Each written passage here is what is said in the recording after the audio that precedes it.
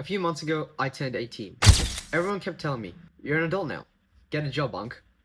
However, I still don't really feel like one, and if I'm being honest, I don't really act like one. My birthday was full of laughs, family, friends, and speeches. It was one of the happiest nights of my life. During my speech, I spoke about something that means a lot to me. I said that kindness matters more than we sometimes realize, because we never truly know what someone else is going through. Sometimes the smallest acts of kindness can change someone's entire day or their entire life. At the time, I had no idea how quickly those words would become real. Just 3 days later, when I was arriving home from school, I received a message from one of my friends, Alana. "Hi Davin, I've just been diagnosed with leukemia and I was wondering what your experience was like with cancer." Reading that message completely stopped me. I just stared at my phone. For those who don't know, when I was younger, I was diagnosed with acute lymphoblastic leukemia, also known as ALL.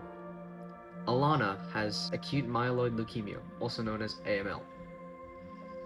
They're different types of blood cancer, but the word leukemia instantly brought back memories that I hadn't thought about in a while. The fear, the uncertainty, the exhaustion, the feeling that your entire life changes in an instant. I remember sitting there trying to think of the right words to say. How do you comfort someone that just told you that their life's about to change forever?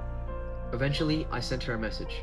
I told her that I understood how overwhelming this journey can be, that there are days that she would feel scared, exhausted, frustrated, angry, or completely over everything, and that all of those feelings are okay. I told her that no matter what, she wouldn't be facing this alone. I also told her something that I truly believe. If I could beat cancer, then I believe she could too. Because cancer is never just a physical battle. It's emotional and mental. It affects your family, your friends, and the people around you. But something I learned during my own journey is that nobody should ever have to fight it alone.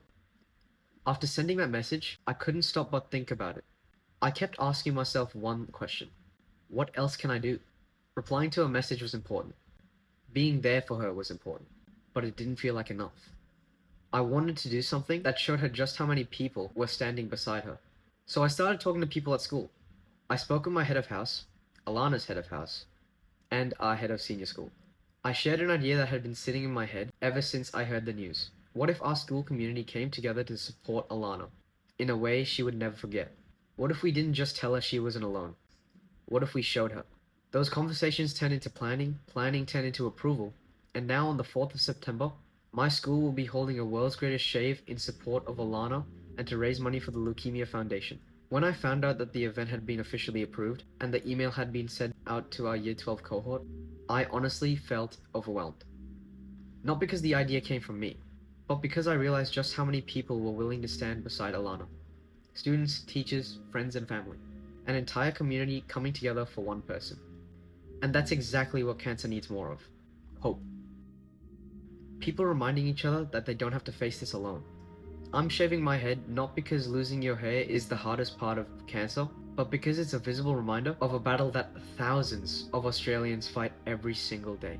I'm doing it for everyone currently going through treatment, for every family sitting beside a hospital bed, for everyone we've lost, for everyone still fighting, and especially for Alana. If you'd like to support this fundraiser, I'll leave the link in the description below.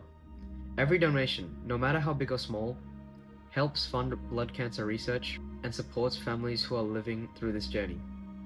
And if you're not in a position to donate, that's completely okay. Sharing this video, sharing the fundraiser, or even checking in on someone who's having it rough can make more of a difference than you may ever realize. When I was younger, there were complete strangers that donated to research and organizations that help people like me. Today, I have the opportunity to pay that kindness forward. Thank you so much for watching, and thank you for standing with Alana.